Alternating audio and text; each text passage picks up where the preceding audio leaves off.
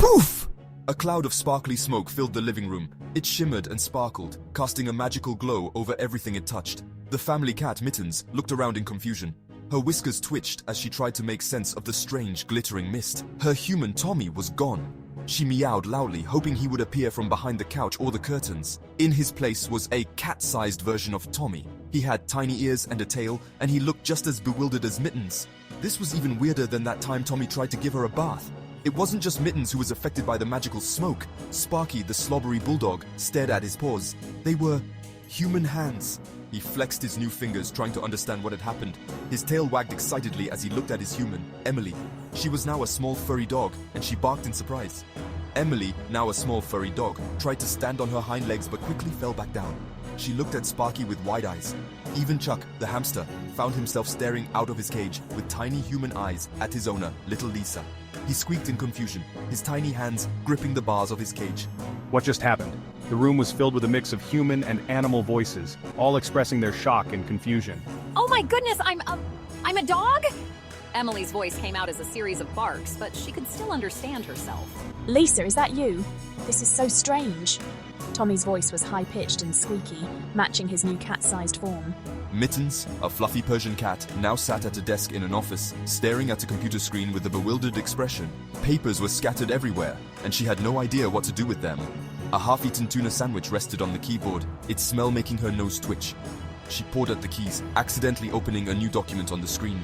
The office was a mess, and Mittens had no idea how to fix it.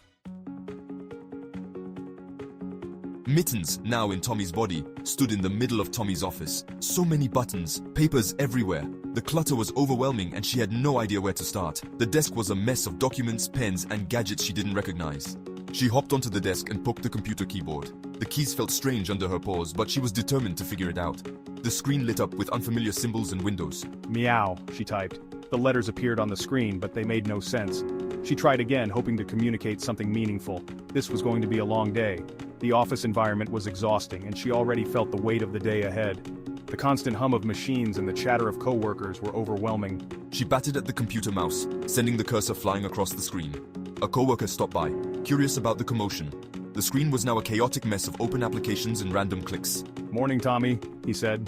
The coworker didn't seem to notice anything unusual, but Mittens felt the pressure to respond appropriately. Mittens just hissed. The coworker looked puzzled but shrugged it off, walking away. Mittens felt a mix of frustration and relief. Maybe she could just take a nap in the filing cabinet. The small, dark space seemed like a perfect escape from the chaos. Or maybe eat that tuna sandwich on the desk. The smell was irresistible, and she couldn't help but be tempted. Being a human was harder than it looked. Every task was a challenge, and she longed for the simplicity of her cat life. The day was just beginning, and she already felt overwhelmed. Sparky, now in Emily's place, decided to make dinner. He loved food. He had always watched Emily cook with fascination, and today was his chance to shine. He grabbed a bag of flour and dumped it on the counter. Flour flew everywhere, covering the kitchen in a fine white dust. He added some milk and eggs, carefully cracking the eggs with his paws. It was a bit messy, but Sparky was determined. And then the dog treats. He thought they would add a special touch to his creation. He stirred it all up with his tail wagging excitedly. The mixture was a strange concoction, but Sparky was proud of his efforts. This is going to be so tasty. He could already imagine the delicious flavors.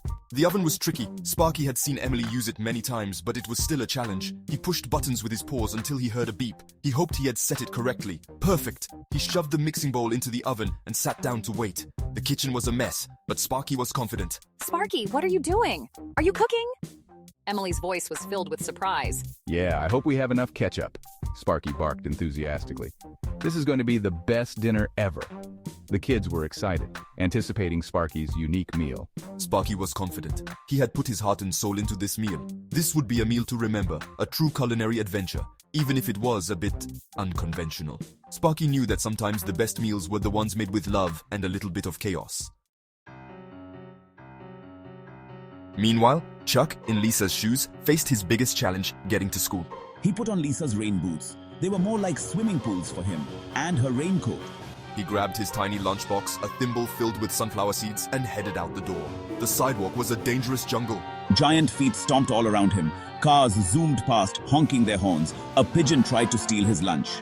He finally made it to the schoolyard, exhausted. Maybe I could just take a nap under the slide. As the sun began to set, the magic wore off. Poof. Tommy, Emily, and Lisa were back in their own bodies. The house was a mess, dinner was burnt, and Chuck was sound asleep in a rain boot. What happened? Tommy asked, looking around in confusion. Mittens just yawned and curled up on the couch. Sparky licked his chops, dreaming of dog treats and ketchup. Chuck snored softly, his tiny human clothes scattered around him. Chuckles. Looks like they had quite the adventure. As the family cleaned up the chaos, the pets exchanged secret smiles. It had been a crazy day, but also kind of fun. Maybe, just maybe, they'd let their humans swap places with them again someday. But next time, they were setting some ground rules. No cooking for Sparky, no office work for Mittens, and definitely no school for Chuck. The end? Maybe.